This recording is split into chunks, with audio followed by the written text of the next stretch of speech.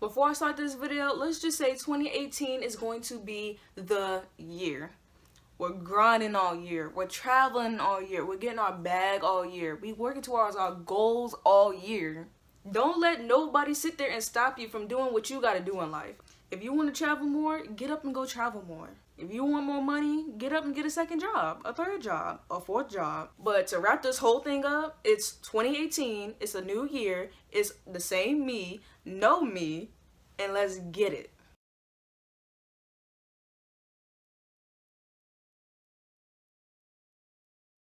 Now that my PSA is over, let's get into this video. Alright, so for this video, I made another denim jacket. And let me tell you, this jacket was the struggle to make. Now, it wasn't hard to make the jacket, but I ended up messing up. I did something wrong. I did something I kind of like shouldn't have done, and I messed up, but I made it all better, so it's okay. At the end of the day, the jacket turned out so dope. Love it. Keeping it. Not selling it. So it took me a couple of days to actually figure out how I was going to pull off this jacket, like how I was going to do it.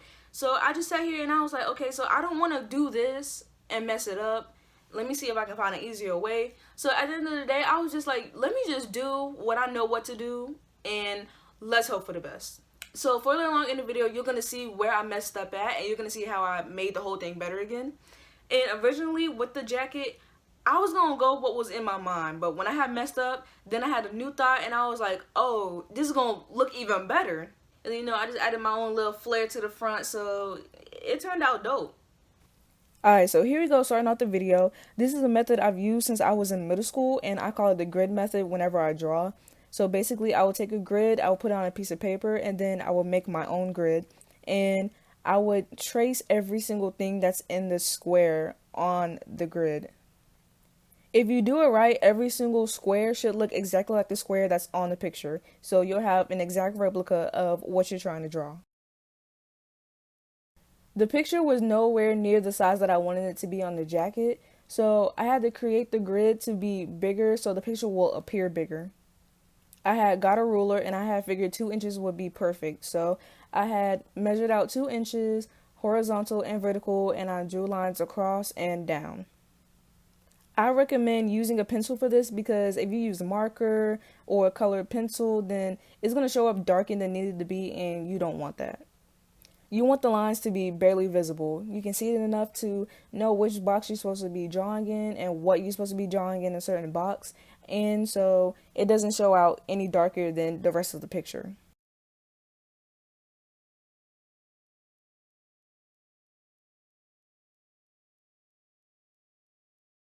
Now here's where it kind of gets complicated. In each box, you're supposed to draw the exact same thing you see that's on the grid for the picture. So if you see a line there, you put the line in the same box. If you see dots there, you put the dots in the same box. This is where your artistic hand really has to come in because you have to make sure everything is precise. So for this, I used a black color pencil. It's going to show up darker than the lines for the grid, and it's really going to help you see how the picture is drawn, where you need to draw the lines at, and everything. At times, it was kind of difficult to figure out where exactly the lines need to be drawn at because the grid lines are barely visible, so you have to really pay attention to what you're doing and to which box you're drawing in. If this would be your first time doing the grid method, I highly suggest that you practice on a piece of paper first before you do anything on fabric, just in case you mess up and just to make sure that you're drawing in the right lines and that everything turns out good and the picture actually comes out how the original picture looks.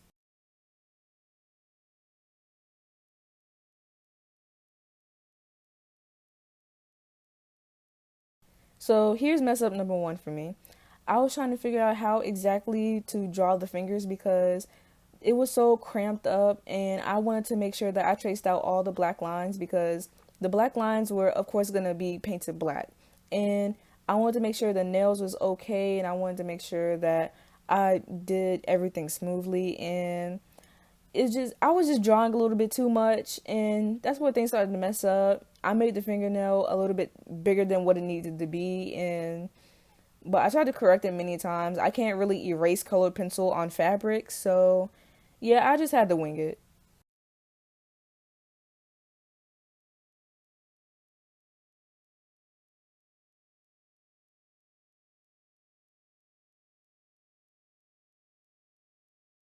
Alright, so let me tell you about this black paint that you see me using.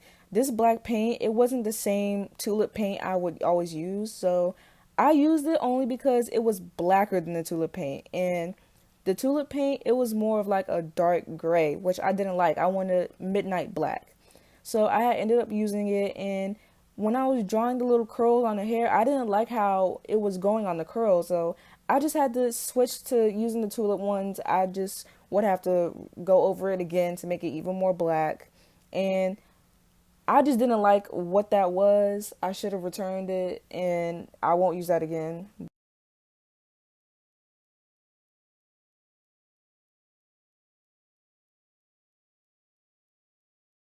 Something I also should have done before I started this whole project was to buy more paintbrushes, actual paintbrushes rather than a concealer brush. Because these little lines in this concealer brush, wasn't doing me no justice. I was trying to paint these little crevices with the tip of the brush, and it wasn't working out.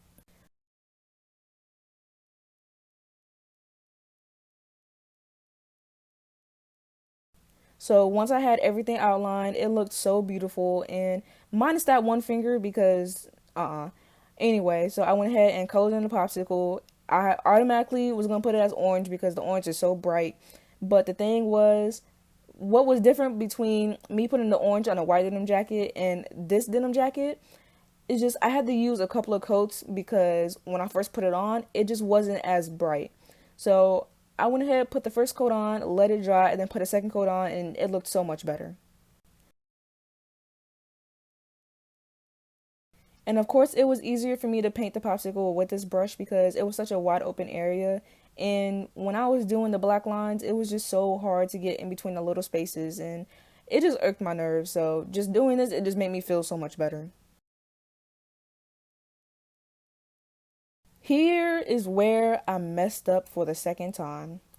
So I caught myself taping the lips and taping the nails because I wanted red lips and red nails on the girl. I didn't have any red paint because I had returned it because it was a hot pink. Who puts hot pink in a red bottle? I returned it. So I had red color shot spray paint, and it was for fabric, of course. So I decided, okay, so I'm gonna just spray this down and it'll be red and it's gonna be good. So I taped around the lips, I taped around the nails, and I also added white pieces of paper so it doesn't get anywhere else on the picture. And here I go, spraying the nails, spraying the mouth, thinking this was gonna turn out so perfect. I figured I had everything taped down so it wasn't gonna get anywhere else on the jacket, but yeah, this was just a huge mistake. And here I go again, starting to take off the tape, starting to take off the paper to see how it turned out. And I noticed on the little freckle, I was like, oh, dang, there's some red spots. So I just continued on. I was like, hopefully it's not this bad. Continue to take off the tape. Well, got on the popsicle. Great. I had to repaint that. Then I saw that it bled on the jacket. It had bled on the upper lip. I was so devastated because this is not what I had wanted in the first place, and that's not what I had planned on it doing. I thought I had to tape down, but apparently not. So after I saw what happened, I sat there devastated. I was like, well, I just messed up the jacket. Didn't even want to continue to do the jacket again, but I was like, let me just think of something. I just went ahead and covered the popsicle back up, make sure I didn't have any of the red spots, and then I went ahead, outlined the black where any of the red had hit, and I was still sat there and I was like, so what am I gonna do about the red spots that wasn't covered? So I sat here and I tried to figure out what am I gonna do. I may as well cover the whole background so I can get rid of the red marks and I can also get rid of the grid lines. So now I had to figure out what color to paint the background. So I had thought about all the colors I have and I decided on this teal paint that I have. And I started at one corner and I wanted to just go slow, take my time, make sure I get every inch. And as I was laying it more and more, it was so thin. Like, it wasn't as bright as the orange was, and it wasn't as heavy as the orange was going to be. And it was very thin. So, seeing on how thin it was, I was just planning on getting my bigger paintbrush and then squirting some on the outsides and just go ahead and paint majority of it as I can and just cover it 2-3 times to make sure it's true blue. Then I thought, why not just put white down first and then put the blue on top? Then I wouldn't have to do so many coats of the blue to make sure it looked really blue. So while the outside was already wet, I figured I may as well just go in detail with the little bits and pieces around her face and just cover it in white. Make sure I get all the areas, and then I can go on the outside when it's dry and then paint over it white.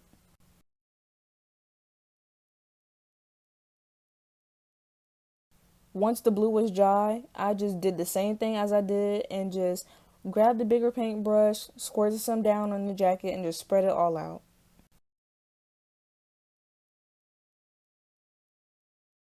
And even though the blue was so thin, I just had to keep covering and keep covering to make sure I didn't see any peaks of blue, to make sure all I saw was white. I didn't want to see any blue underneath the white. So it took me a minute to just get it fully covered.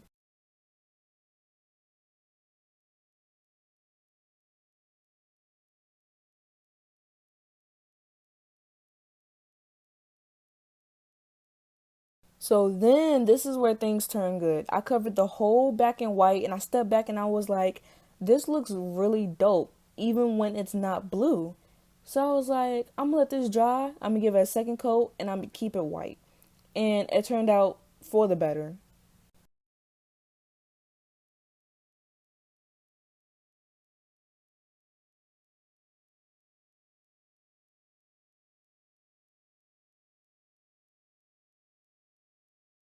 Yeah, boy, you don't see that little black brush no more. Y'all done had to go out and get some more brushes. This is day two.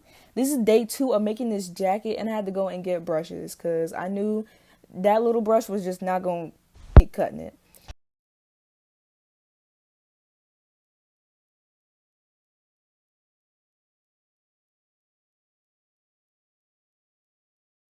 So next comes the front. I already knew what I wanted to do to the front, and it was basically have popsicle drips on the front. So of course there was gonna be painted orange. There was gonna be little drip drops to represent the popsicle melting, and it was gonna look bomb.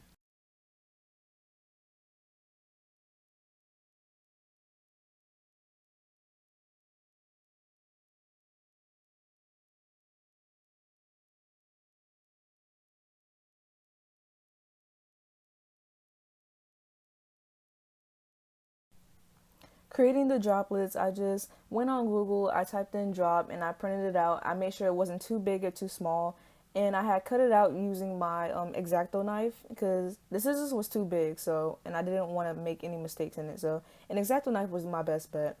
And then with painting this, it's better to go from the outside in because you don't want to go from the inside out and then have paint end up like being under the paper, which is just going to end up smudging the droplet and just having to do more work of fixing it.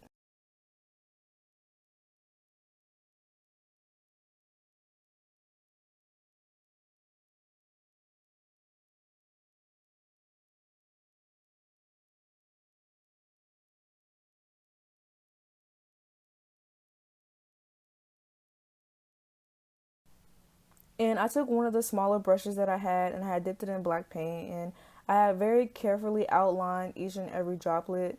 So the outline will give it a little bit of a look as to how it does on the back.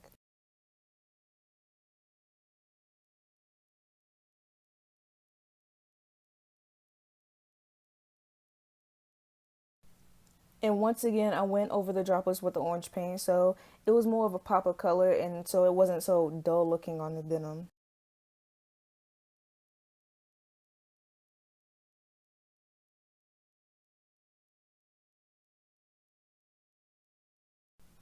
Another tip to adding on the droplets with the stencil, the paint is going to build up on the stencil very fast. So I suggest print out a few droplets on a piece of paper, cut them out, and just use different ones when you get the different parts of the jacket because once the paint starts to build up on the stencil, it's going to misshapen your picture. And the droplets turned out more as like eggs for me, and it wasn't like a sharp point. So, of course, I had to fix that. And to put a little flare on it, I had to put "Know Me" and a little box on the back of the jacket. And of course, it had to be in orange because it's gonna pop, and it looks so dope. Alright, y'all, this is the end of the video, and I hope you all love the jacket, and I think I did an amazing job, so I need to pop my collar on that one. If you have any questions, please feel free to ask me. If you like this video, please like it, subscribe, share this video, your Facebook, on your Instagram, on your Snapchat, on your Twitter, anything. Even if you just want to share this video and be like, girl, this girl is so fun. Like, oh my god. Like, oh my god. More vids coming out soon. Please be on the lookout. Follow me on my social medias. Twitter, Instagram, Snapchat. I don't be on Snapchat like that. So, Twitter and Instagram. Facebook coming soon. Maybe, maybe not. Until then, I'll catch y'all in the next video.